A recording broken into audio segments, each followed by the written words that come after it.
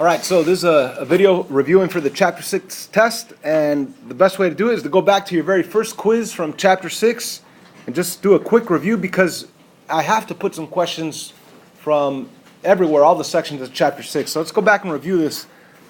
This first section is pretty easy. I give you three functions here. Give you f of x, g of x, and h of x, and I could ask you to do different things, like plug in f of x, g of x inside f of x, plug in f of x inside h of x, or plug in a number.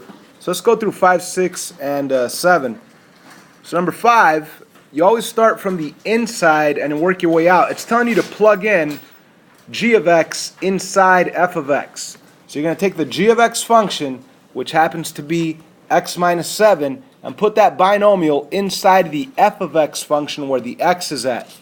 So the best way to start it is to write your f of x function over again, 5x, but instead of 5x, you're going to put 5 parentheses and then plus 1. It's exactly what it says right here, 5x plus 1.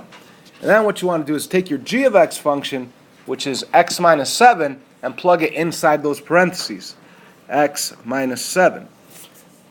You guys with me? Okay, so then what do? We just simplify. 5 times x, 5x, 5 times negative 7 is negative 35. And then plus 1, that'll give you 5x minus 34. So that would be the answer to number 5 in this case. By the way, this is a different version. It's not exactly the same as what you had on your quiz from a while back. This is a different version.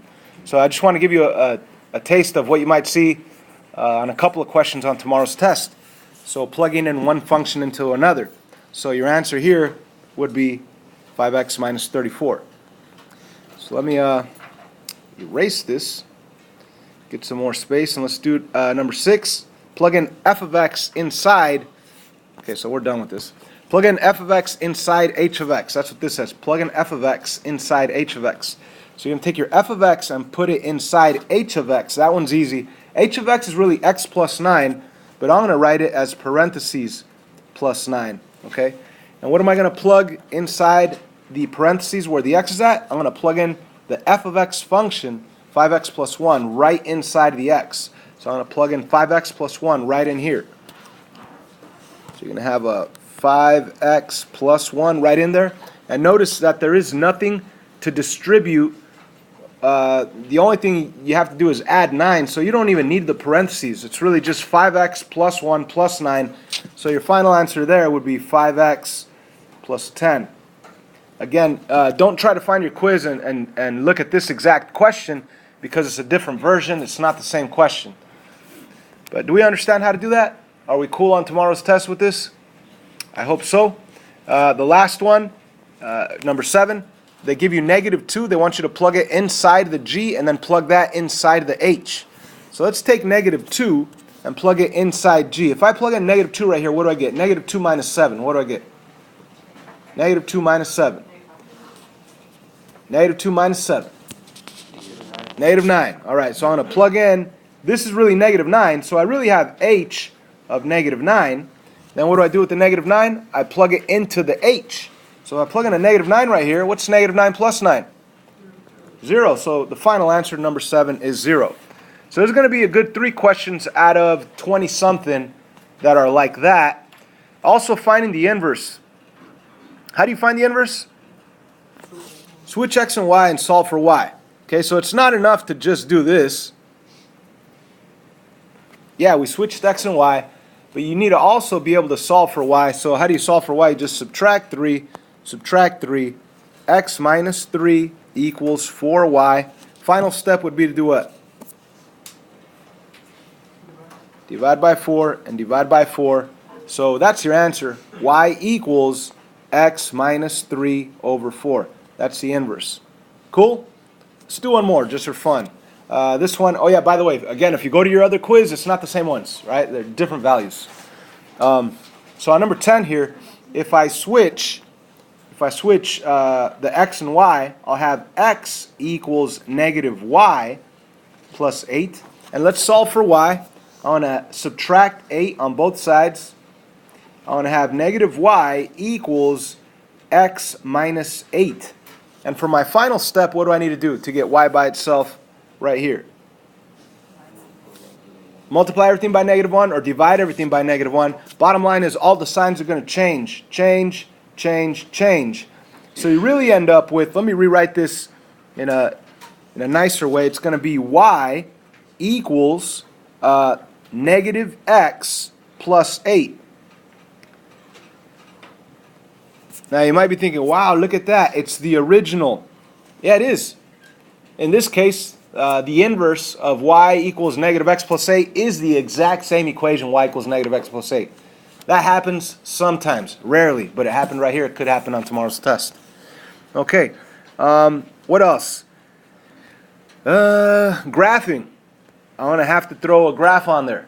Okay, so let's go to the most challenging one. Let's understand how to do it. Hopefully we remember. Once again, you identify h and k.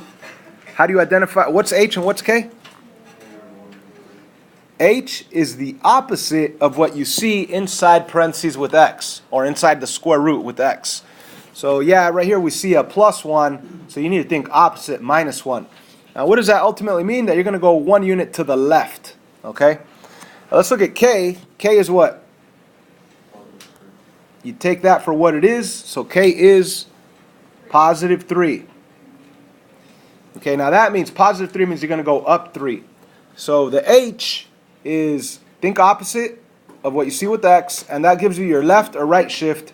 K is, take it for what it is, +3, it goes 3 up. If it were -3, it would have gone 3 down.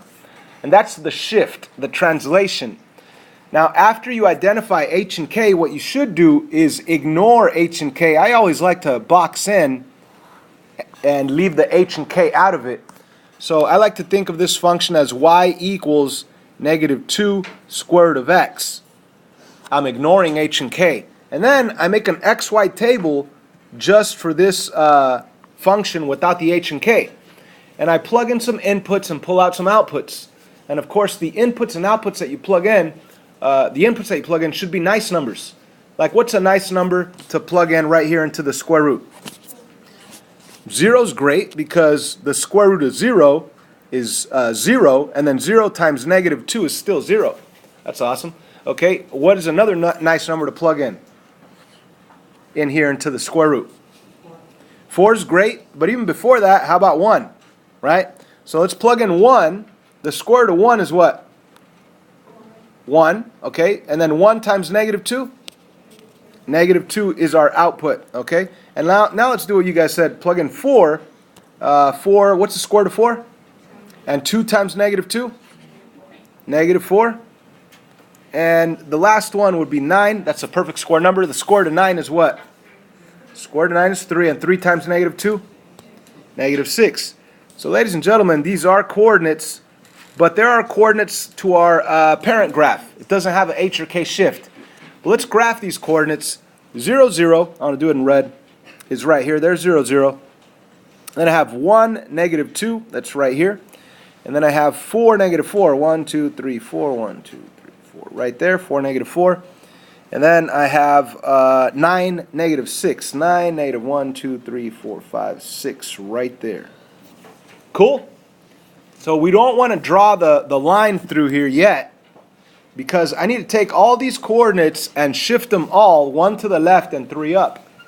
So what I want to do is put the final graph by shifting each of these coordinates 1 to the left and 3 up.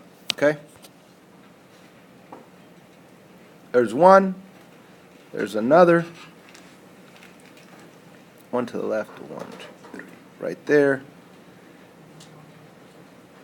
There. Okay, so once again, let me show you what I did. I took this dot and moved it 1 to the left and 3 up. Took this one 1 to the left and 3 up. This one 1 to the left and 3 up.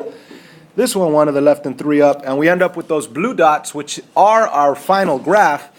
So then you go from that final graph, you put a dot and draw it right through there. Put an arrow on it, you're done.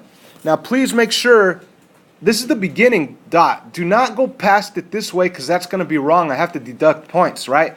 This is the beginning, and it shoots off in this direction forever. Okie doke? Get it? Okay, let me ask you this also. What is What is this coordinate right here? It's the h and k value. What is the h and k value right there as a coordinate? Negative 1, 3. That's right, negative 1, 3. Okay, now that's important because if I ask you for domain and range, which I will, the domain are going to be your x values. X is what?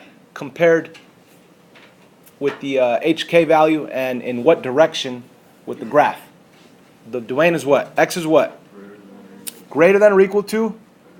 Negative 1. Perfect. And the range are your y values. Y is what?